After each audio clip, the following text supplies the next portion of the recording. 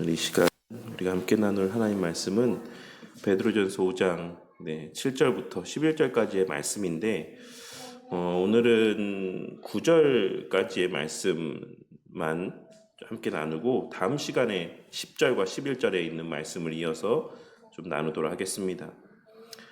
우리는 지난 시간까지 베드로 사도가 교회 장로들과 성도들에게 전하는 권면의 메시지들을 통해서 말세 때에도 교회가 교회로서의 가치와 본질을 지키고 계승해 가기 위해 반드시 명심해야 되는 것이 무엇인지를 함께 생각해 보았습니다. 그리고 그 가운데 베드로 사도는 교회 장로들을 향한 권면의 말씀을 긴 분량을 할애해서 전한 이후에 교회 성도들을 향하여서도 권면의 말씀을 전하였습니다. 그리고 그 내용은 지난 시간 우리가 함께 나눈 말씀에서와 같이 교회 지도자들에게 순종하라는 것이었습니다. 교회 지도자들은 성도들 앞에 주장하는 자세가 아닌 본이 되는 모습으로 그들을 가르치고 지도하며 양육해야지만 될 책임이 있지만, 그렇다라고 해서 교회 지도자가 주장하는 자세를 취하지 않는다라고 해서, 그런 권위를 내세우는 자세를 취하지 않는다라고 해서 교회 지도자로서의 그 권위를 인정하지 않는 우를 범하여서는 안 된다라는 사실을 지적하였던 것입니다. 쉽게 말해 권위 있는 자세로 성도들 위해 군림하지 않는다라고 해서 그 권면하는 바를 아무렇지도 않게 여기고 그저 친구가 이야기하는 것 정도로, 그냥 지인이 이야기하는 것 정도로 아무 부담감 없이 눌림 없이 그 권면의 말들을 가벼이 여기는 자세들을 취하지 말 것을 이야기하였던 것입니다. 그리고 무엇보다 그러한 자세를 가리켜 베드로 사도는 교만함과 겸손함의 기준이 되는 것이다라고 말씀하고 있다라는 사실을 우리는 이 베드로 전서의 말씀을 통해 반드시 발견하고 깨달을 수 있어야지만 될 것입니다. 그리고 이러한 베드로 전서의 내용에 근거하여서 칼빈 선생님 또한 그의 기독교 강요의 내용에서 하나님께서는 여러 부족과 흠이 있는 성도들과 똑같은 한낱 사람에 불과한, 좀 더 노골적으로 이야기하자면 한낱 죄인에 불과한 자를 교회의 지도자로 세우시고 그의 지도 가운데 교회가 세워져 가게 하시고 그의 지도 가운데 성도가 자라가게 하신 것은 지식뿐만 아니라 겸손함을 배우게 하시기 위함이다라고 말씀하고 있는 것입니다. 그러한 면에서 참된 겸손은 하나님의 절대 주권을 인정함에서 비롯된 온전한 순종을 의미합니다. 그렇게 우리는 가정에서는 그 부모의 권위에 순종해야지만 되는 것이고, 교회에서는 교회 지도자의 권위에 순종해야지만 되는 것입니다. 자신의 부모가 순종할 만한 그 권위 있는 모습이기 때문에 그러할 때에만 부모의 권위를 인정하고 순종해야 되는 것이 아닌, 교회 지도자가 자신이 존경할 만하고 그러한 권위 있는 모습을 나타내 보일 때에만 그 권위를 인정하고 존중하는 것이 아닌, 하나님께서 내 위에 그와 같은 권위자들을 세우셨다라는 하나님을 향한 신뢰와 믿음과 확신으로 말미암아 그 세우신 권위 가운데 순종하는 모습을 나타내 보이는 것이 마땅한 그리스도인의 모습이다라고 할 수 있는 것입니다. 왜냐하면 하나님께서는 눈에 보이는 권위에 순종하지 않는 자는 본질적으로 눈에 보이지 아니하는 권위에도 절대로 순종할 수 없다라고 기록된 말씀을 통해 말씀하고 있으시기 때문입니다. 그리고 이어서 오늘 말씀을 증거하고 있으신데, 오늘 우리가 함께 나눌 7절부터 11절까지의 말씀의 내용은 이 베드로 전서에 있어 정말로 아주 실제적인 마지막 권면의 말씀이라고 할 수 있습니다. 왜냐하면 이후에 이어지는 12절부터 14절까지의 말씀은 끝 인사에 해당되는 내용이기 때문에 그렇습니다. 그렇다면 베드로 사도는 이 편지의 마지막을 어떤 권면의 메시지로 끝맺음하고 있습니까? 그것은 바로 너희의 염려를 다 주께 맡기라는 것이었습니다. 왜 베드로 사도는 이와 같은 권면으로 이 편지를 끝맺음하고 있는 것이겠습니까? 그것은 예전에 이 베드로전서의 내용을 나누며 서두에 언급했던 것처럼 이 베드로 전서를 읽는 수신자들이 처한 상황이 이미 핍박과 고난 가운데 있는 상황이거나 혹은 곧 엄청난 핍박과 고난을 받게 될 상황을 앞두고 있기 때문입니다. 그리고 설사 지금 이 순간에는 고난 가운데 있지 않다라고 할지라도 이들의 현재의 삶의 모습이라고 하는 것이, 이들의 현재 처한 삶의 여건들이라고 하는 것이 넉넉치 않은 상황이라는 것도 또 하나의 이유가 된다라고 할 수 있을 것입니다. 그러니 우리는 이 베드로전서 전체의 내용에 대한 어떤 언급된 겉면들이 그들이 어떤 살기 좋은 여건 속에서의 겉면이 아니었던 찢어지게 가난하고 사회적으로도 정당한 권리를 누리지 못하며 여러 면에서 너무나 힘든 상황 가운데 놓여있는 이들을 향한 권면이었다라는 사실을 염두에 두고 오늘 이 말씀의 권면의 의미들을 살피고 이해할 수 있어야지만 되는 것입니다. 베드로 사도는 그런 상황 속에서도 교회 안에서 서로 존중하고 사랑해라. 네 먹고 살기 힘든 그 상황 속에서도 서로 존중하고 사랑해라. 그러한 상황 속에서도 가정에서 자신의 도리를 다해라. 그런 상황 속에서도 사회 속에서의 자신의 위치를 기억하고 세우신 권위를 존중하며 그 권위에 복종해라 라고 말씀하고 있는 것입니다. 그리고 교회 안에서도 그러한 상황 속에서도 설령 자신이 보기에 조금 어설퍼 보이고 부족해 보이는 모습이 있을지라도 교회에 세우신 장로들의 권위를 인정하고 존중하며 그 권위에 따를 것을 말씀하고 있는 것입니다. 오늘날로 치자면 내가 지금 먹고 살기 너무 힘든데, 그래서 예배 생활하는 것도 너무 힘들고 신앙생활하는 것이 너무나도 힘든데, 그러한 성도들을 향해서 그래도 예배 빠지지 마라. 그래도 신앙생활 열심히 해라. 그래도 봉사 열심히 해라. 그래도 열심히 말씀 보고 기도해라. 라고 이야기하는 교회 목사의 권면에 대하여서 지가 뭘 안다고, 지가 지금 내가 어떤 상황인지 얼마나 잘 안다고 알지도 못하면서 내가 지금 얼마나 힘든 상황 가운데 이렇게 최소한의 힘을 정말 끌어내서, 최대한의 힘을 끌어내서 신앙생활하고 있는 건지 알지도 못하면서 말 한 번 참 쉽게 한다 라고 생각하고 말하며 그 권위와 권면을 비웃고 조롱하며 가벼이 여기지 말라라고 말씀하고 있는 것과 같다라는 것입니다. 왜 그러하겠습니까? 하나님은 다 아시기 때문에 그렇습니다.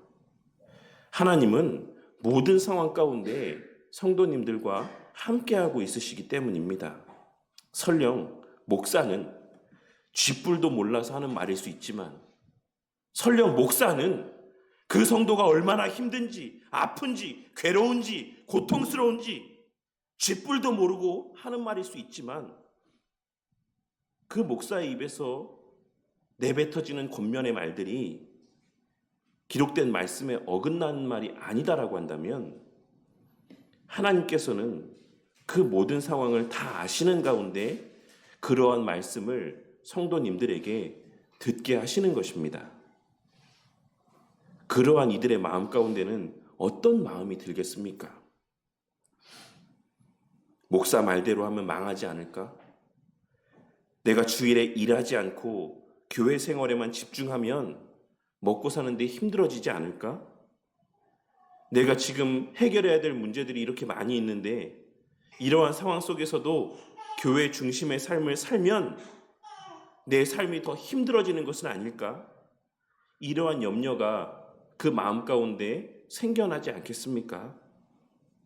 오늘 말씀을 읽는 그 수신자들 또한 여러 핍박과 고난과 힘듦 속에서 이 베드로 사도의 권면에 따랐다가는, 내가 그가 권면하는 말대로 순종하며 살았다가는 더 힘들어지지 않을까? 더 고난을 초래하는 결과를 이끌어내는 것은 아닐까? 이러한 염려의 마음들이 그들의 마음 가운데 생겨나지 않았겠습니까? 그래서 베드로 사도는 이 베드로전서에 기록된 모든 권면의 말들을 다 하고 난 이후에 맨 마지막에 말하기를 오늘 우리가 함께 봉독한 말씀에서와 같이 너희의 그러한 염려를 내가 다 안다. 너희가 처한 상황도 알고 너희가 그런 상황 속에서 가지고 있는 염려의 마음들도 내가 다 안다. 그런데 염려하지 말아라. 그 모든 염려는 다 주께 맡기고 너희는 교회 장로들의 말에 따르고 그들을 통해 전하여지는 권면의 말씀 가운데 따라서 순종함 가운데 신앙의 삶을 살아라 라고 말씀하고 있는 것입니다. 왜냐하면 하나님께서 우리를 돌보고 계시기 때문이다라고 말씀하고 있는 것입니다. 오늘 본문 말씀에서의 염려하다라고 번역되어 있는 표현은 마음이 여러 조각으로 나뉘어지다 라고 하는 의미를 지니고 있는 표현입니다. 그러니 이는 우리가 일상의 삶에서 경험하는 우리의 마음 가운데 여러 복잡하고 잡다한 생각들이 그 마음 가운데, 머리 가운데 떠오르는 상태를 의미하는 표현이라고 할 수 있습니다. 그리고 이는 저도 그렇고 우리 성도님들도 적어도 한 번 이상씩은 경험해 보았던 마음일 것이다라고 생각을 합니다. 제가 예전에도 이런 비유를 말씀드린 적이 있는데 우리가 유튜브를 보거나 TV를 볼 때는 생각도 나지 않았던 것들이 내가 즐겁다라고 여기는 일들을 할 때는 생각도 나지 않던 일들이 막상 말씀을 보려 자리에 앉고 기도하려고 자리에 앉으면 그 생각지도 않았던 이런저런 생각들이 내 머리 가운데 떠올려지는 것을 경험해 본 적이 있지 않으십니까? 예배를 드리려고 앉기만 하면 주중에 하지 못했던 일들이나 새롭게 시작되는 그 주에 해야 되는 여러 가지 일들이 그 잡다한 생각들이 머리 가운데 떠오르는 것을 경험해 본 적이 없으십니까? 내가 지금 이러고 있으면 안 되는데, 내가 지금 말씀 볼 때가 아닌데, 내가 지금 기도하고 앉아 있을 때가 아닌데, 내가 지금 해야 될 일이 이렇게 많이 있는데 라고 하는 이런저런 생각들 가운데 몸은 예배의 자리에 앉아 있으면서도 그 머릿속은 자신이 해야지만 될 일들로 온통 가득 차 있는 우리 자신의 모습을 발견하게 될 때가 있는 것입니다.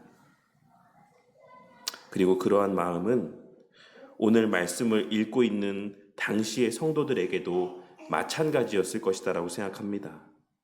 어쩌면 그들은 우리와는 비교도 할 수 없을 만큼의 급박한 상황 가운데 있는 이들도 있었을 것이고 지금 우리의 삶과는 비교도 할 수 없을 만큼 열악하고 고통스러운 상황 가운데 있는 이들도 있었을 것입니다. 그들 가운데는 형제나 가족들이 이미 감옥에 들어가 있는 상황 가운데 있는 이들도 있었을 것이고 당장의 끼니를 해결하기 어려운 형편 가운데 있는 이들도 있었을 것입니다.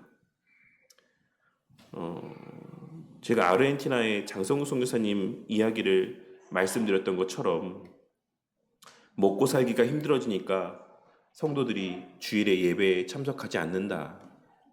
그날 벌어서 그날의 끼니를 해결해야 되는 상황 속에서 성도들이 주일에도 일을 해야지 그날 한날 먹을 것을 얻을 수 있기 때문에 주일 예배에 참석하지 않는다라고 말씀하셨던 것처럼 당시의 성도들 가운데에는 그날 일을 하지 않으면 그날의 끼니를 해결할 수 없는 상황 가운데 있는 많은 성도들이 그와 같이 먹고 사는 문제로 인하여서 몸은 예배의 자리 가운데 앉아 있어도 그 머릿속에 많은 복잡한 생각들을 안고 있는 이들이 있었을 것이 분명한 것입니다. 하지만 베드로 사도는 그러한 이들을 향하여서 마음이 나뉘어지게 하지 말아라. 다른 생각하면서 예배드리지 말아라. 다른 생각하면서 말씀 보지 말아라. 다른 생각하면서 기도하지 말아라. 그 시간에 집중해라. 그 시간에 하나님께 집중해라. 예배를 수단이라고 여기지 말고 말씀 보고 기도하는 것을 수단이라고 생각하지 말고 자신의 먹고 사는 문제를 목적으로 여기며 살지 말아라. 너희의 삶에 있어 하나님이 목적이 되게 해라. 너희의 삶에 있어 예배가 목적이 되게 해라. 너희의 삶에 있어 교회가 목적이 되게 해라. 라고 말씀하고 있는 것입니다. 예수님께서는 누가복음 12장 말씀에서 우리가 염려하지 말아야지만 될 이유에 대해서 분명하게 말씀하신 바가 있습니다. 조금 길지만 이 시간 누가복음 12장 4절에서부터 32절까지 말씀을 함께 합독해 보도록 하겠습니다.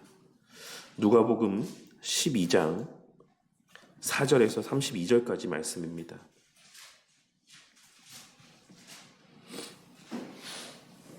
예수님의 말씀입니다. 함께 합독하시겠습니다. 시작.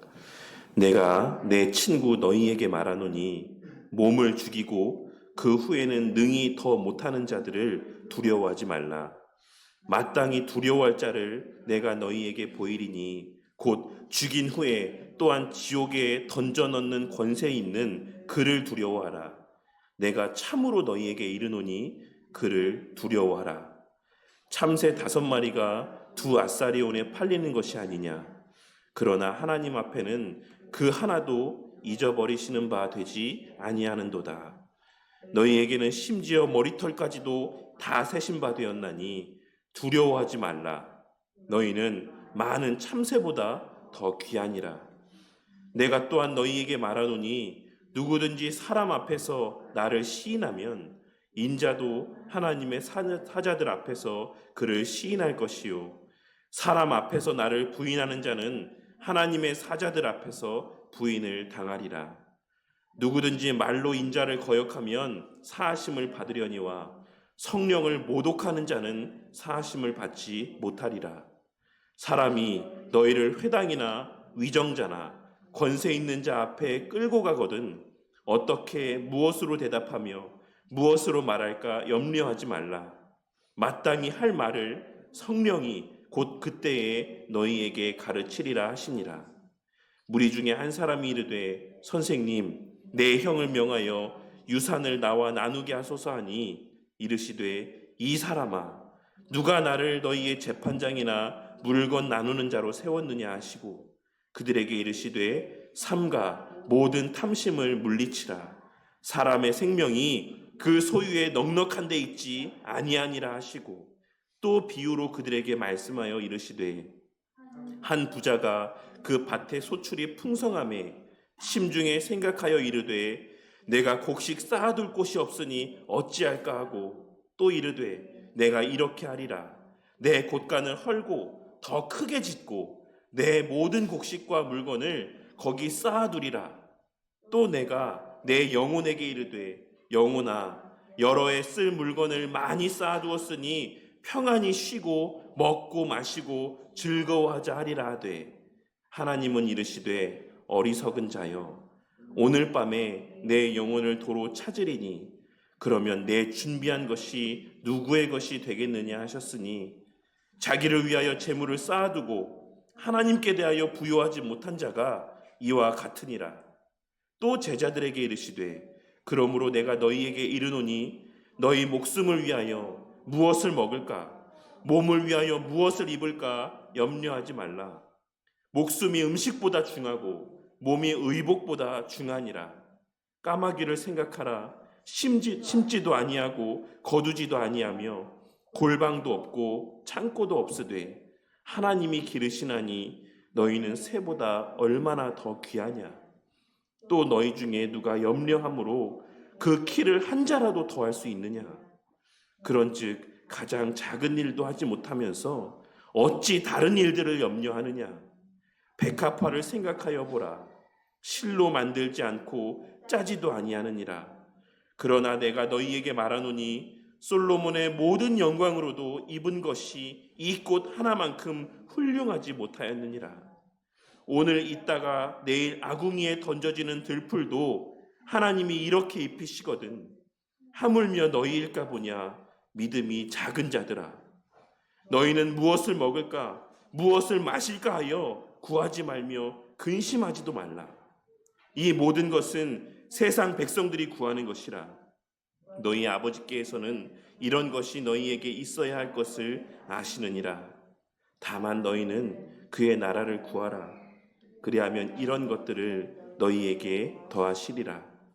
적은 무리여 무서워 말라. 너희 아버지께서 그 나라를 너희에게 주시기를 기뻐하시느니라. 때로는 여러 설명의 말들보다, 여러 수려한 언변의 설교보다 예수님께서 하신 말씀이 가장 온전한 해석이 되고 가장 온전한 설명이 되며 가장 훌륭한 설교가 되는 것을 경험할 때가 많습니다. 그리고 저는 오늘 말씀의 내용 또한 예수님께서 누가복음 12장에서 하신 말씀이 그 어떤 말들보다 더욱 분명한 오늘 본문 말씀에 대한 해석이자 설교가 된다라고 생각합니다. 여기서의 하나님의 돌보심은 반드시 이 땅에서의 형통함을 누리고 맛보게 될 것에 대한 말씀이 아니라 앞서 누가복음에서 예수님께서 말씀하셨던 것처럼 그 영혼을 가장 선한 길로 반드시 인도해 주실 것에 대한 말씀이라고 우리는 이해를 해야지만 될 것입니다. 하지만 오늘 말씀에서 마귀는 어떠하다라고 말씀하고 있습니까? 본문에서의 마귀라고 번역된 표현은 사단을 이르는 여러 가지 표현 가운데 하나로 오늘 말씀에서의 마귀라고 번역된 표현은 특별히 사단의 몇 가지 특징적인 모습을 부각하여 나타내 보여주는 표현입니다. 그리고 이는 비방하다, 참소하다 라고 하는 의미를 지니고 있는 표현이기도 하지만 동시에 중상모략하다 라고 하는 의미를 지니고 있는 표현이기도 합니다. 그러면 중상모략하다라는 의미가 어떤 의미라고 이해하고 있으십니까? 중상모략에서의 중상하다는 터무니없이 다른 사람을 헐뜯는 것을 의미하고 모략하다는 간사하게 속이며 술수를 부리는 것을 의미합니다.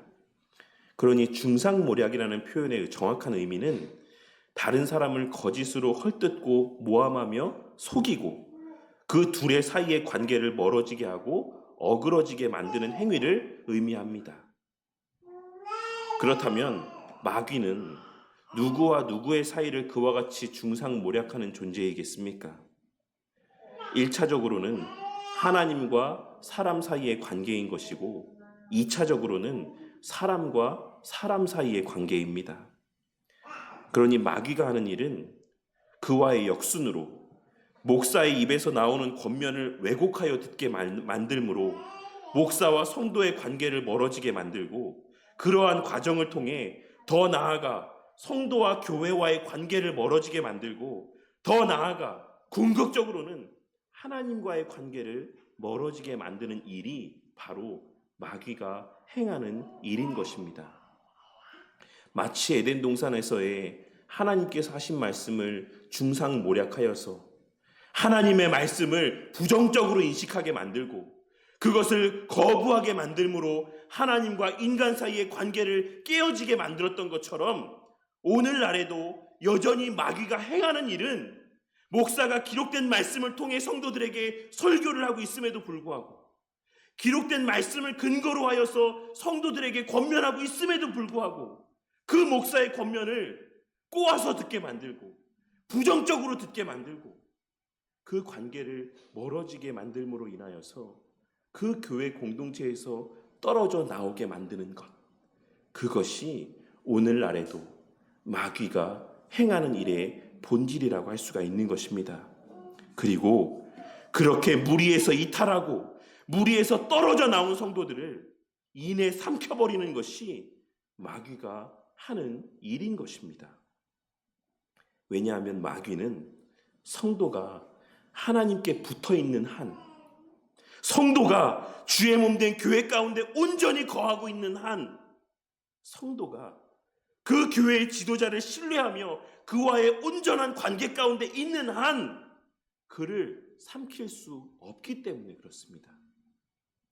그렇게 마귀는 지금 이 순간에도 마귀짓을 하며 그다운 행동을 하며 사람들의 마음을 나뉘어지게 만들고 세상의 여러 일들을 더 크게 인식하게 만들므로 목사의 목사로서의 당연한 권면들을 왜곡해서 듣게 만들고 꼬아서 듣게 만들고 부정적으로 인식하게 만들며 그들과 목사 사이에 틈을 만들고자 애쓰고 있는 것이고, 그 결과로 성도들을 교회 공동체에서 멀어지게 만들며 궁극적으로는 하나님으로부터 떠나게 만들고자 우는 사자와 같이 두루 다니고 있는 것입니다. 그리고 그 궁극의 목적이 바로 그렇게 무리에서 이탈한 자를 삼키기 위함인 것입니다. 그래서 베드로 사도는 무엇이라고 말씀하고 있습니까? 근신하고 깨어있으라고 말씀하고 있습니다. 근신하고 깨어있으라고 말씀하고 있습니다. 이는 잠들지 말고 깨어있으라는 의미입니다. 예수님께서는 졸고 있던 제자들을 향하여서 시험에 들지 않게 깨어 기도하라고 말씀하시므로 깨어있음과 기도 사이의 상관관계를 분명하게 말씀하여 주셨습니다. 그리고 베드로 사도도 그러한 예수님의 가르침에 근거하여서 베드로전서 4장 7절 말씀에서 정신을 차리고 근신하여 기도하라고 말씀하였던 것입니다. 제가 그 구절에 대해서 설교하면서 그 의미를 무엇이라고 설명하였습니까? 기도하기 위해 정신을 차리고 기도하기 위해 근신하라 라는 의미라고 설명드렸던 것을 아마 기억하실 거라고 생각합니다. 그러니 우리는 늘 말씀을 집중하여 보고 묵상하며 그 마음을 하나님께만 집중하며 그 하나님께만 두고 살아갈 수 있어야지만 되는 것이고, 그래야 우리는 온전한 정신으로 기도할 수 있고 온전한 정신으로 깨어 하나님 말씀대로의 삶을 살아갈 수 있는 것임을 깨닫고 명심하는 우리 성도님들이 되시기를 바랍니다. 목사가 아니라 목사 할애비가 와도 말씀 보고 기도하지 않으면 염려에 빠지고 근심하며 그 염려와 근심에 삼켜지고 맙니다. 그래서 여러 인간적인 유혹에 빠져 죄를 짓고 범죄케 되는 것입니다. 베드로 사도는 그와 같이 말씀과 기도 가운데 깨어 사탄의 미혹을 분별하고 저를 대적하라고 말씀하고 있습니다. 정확하게는 믿음을 굳건하게 하여 그를 대적하라고 말씀하고 있는 것입니다. 여기서의 믿음은 어떤 믿음이겠습니까? 여기서의 믿음은 예수님께서 말씀하신 바가 선한 것이고 진리라고 하는 것에 대한 믿음입니다. 앞서 우리가 함께 읽은 누가복음에서의 예수님의 말씀이 진짜 우리를 위한 말씀이자 우리에게 가장 유익이 되고 선한 말씀인 것에 대한 확신인 것입니다. 그렇게 지난 주일 오후에도 함께 살펴보았던 대요리문답 72문답에서의 의롭게 하는 믿음에 대한 고백의 내용에서 뿐만 아니라 웨스트민스터 신앙고백서 14장 2항에서도 이 참된 믿음으로 그리스도인들은 말씀 안에 계시된 것은 무엇이든지 참되다고 믿는다. 그렇게 믿는 것은 말씀 안에서 말씀하시는 하나님 자신의 권위 때문이다. 그리고 성경의 각 특정 본문이 담고 있는 내용에 따라 다르게 행한다. 명령들에는 순종하고 경고에는 두려워하며 이 세상과 오는 세상을 위한 약속들은 받아들인다 라고 고백하고 있는 것입니다. 오늘 말씀은 여기까지만 나누도록 하겠습니다. 저나 우리 성도님들이나 마귀에게 틈을 내보이지 않는 삶을 살아가는 저와 우리 모두가 되기를 바랍니다. 저도 그렇고 우리 성도님들도 말씀을 보고 그 말씀의 내용을 묵상하며 그 말씀의 내용을 나누는데 가장 많은 시간을 할애하고 기도하는데 지금보다 더 많은 시간을 할애하는 우리 성도님들이 되시기를 바랍니다. 그러한 면에서 교회가 필요한 것이고 그러한 면에서 교회의 지체들이 정말로 우리 성도님들에게 있어 귀한 존재들인 것입니다. 왜냐하면 세상 사람들과는 하나님과 하나님 말씀에 대한 것들을 함께 나눌 수 없고 함께 기도할 수 없기 때문입니다. 그런데 우리가 교회 지체들과 함께 만나고 교제하는 그 자리에서 세상 사람들과 나누는 내용들과 똑같은 것들만 함께 나눈다라고 한다면 그러한 사람들과 똑같은 관점과 가치관 가운데 대화를 나누기만 한다라고 한다면 거기에 무슨 유익이 있겠습니까? 그러니까 오히려 교회 사람들과의 만남의 자리에서 교회를 욕하고 목사를 험담하며 그 성도들과의 모임의 자리에서 오히려 시험에 들고 교회의 분란을 만들어내며 결과적으로는 교회뿐만 아니라 그 자신의 신앙마저도 파손하는 모습을 우리는 너무나도 많이 목도하며 살아가고 있는 것이지 않습니까?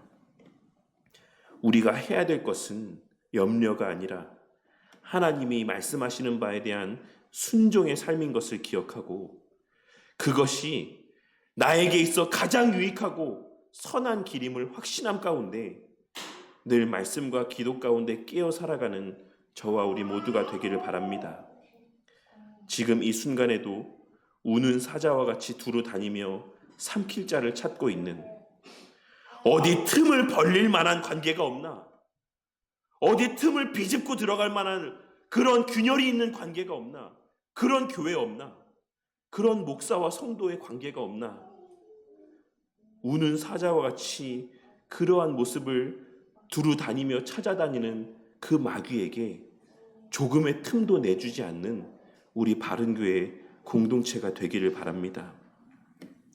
그리하여 그러한 우리 바른교회 공동체 안에서 목사도 성도도 모두 서로의 섬김과 기도와 사랑 가운데 그렇게 함께 자라가고 함께 주의 몸된 교회를 든든히 세워가며 여러 믿음이 흔들리는 자, 상처받은 자들의 안식처가 되고 버팀목의 역할을 감당하는 주님 안에서의 참된 평안과 위로와 소망과 담대함을 경험케 해주는 그러한 교회 공동체를 세워가는 저와 우리 모두가 되기를 주님의 이름으로 간절히 축원합니다.